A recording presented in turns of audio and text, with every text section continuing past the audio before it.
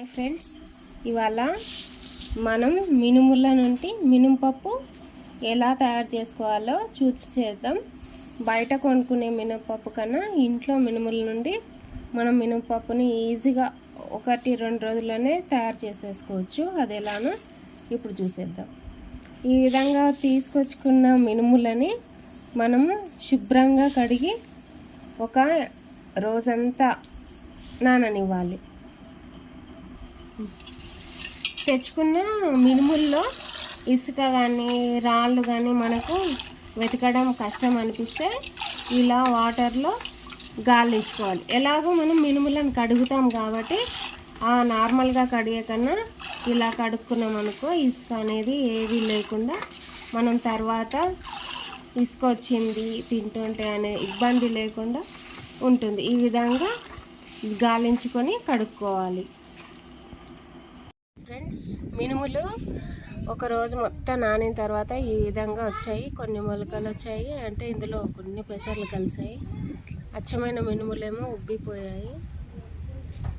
వీటిని ఇంకా బాగా ఎండబెట్టుకోవాలి.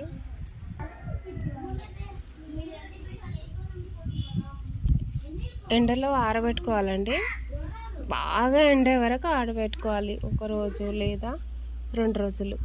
అది ఎండిన దాన్ని బట్టి తెలుస్తుంది.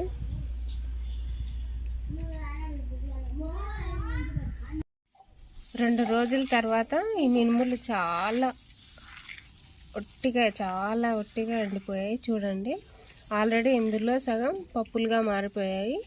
ఇప్పుడు వీటిని పప్పులుగా మార్చాలంటే ఈజీ.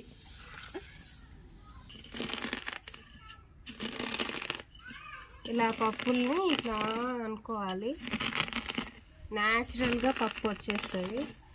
లేదు మేము ఇవన్నీ చేసుకోలేము అనుకుంటే ఇసురాయి, తేలికపాటి చిన్న ఇసురాయి అంటే దాని మీద వేసుకోండి, ఇంకా బాగా వస్తుంది. లేదు అది కూడా కాదు అంటే మిల్లు పట్టించుకున్నా సరే పప్పు చాలా బాగా వస్తుంది. చూడండి ఫ్రెండ్స్, ఇలా అనుకున్న తర్వాత క్లీన్ చేసుకుంటే పొట్టు ఈ విధంగా మినపప్పు అనేది వచ్చేస్తుంది. యాక్చువల్గా హెల్తీగా తినాలనుకుంటే ఇలా పొట్టు కూడా తీసుకోవాల్సిన అవసరం లేదు.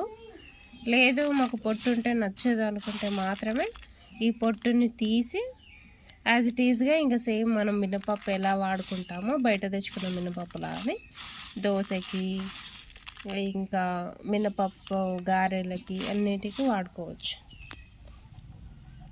లేదు పొట్టుతోనే వాడినా కూడా సేమ్ యాజ్ ఇట్ ఈజ్గా వాడుకోవాలి. అప్పుడు ఎలాంటి ప్రాబ్లం ఉండదు. ఆరోగ్యాన్ని కొంచెమైనా కాపాడుకున్న వాళ్ళం అవుతాం. ఎందుకంటే ఈ పొట్టు వల్ల ఫైబర్ అనేది కొంచెం బాడీలోకి వెళ్ళిపోతుంది. అన్నీ పాలిష్డ్ అయిపోయాయి కదా ఇవాళ రేపు. సో కొంచెం ఆరోగ్యం కోసం కూడా చూసుకోండి.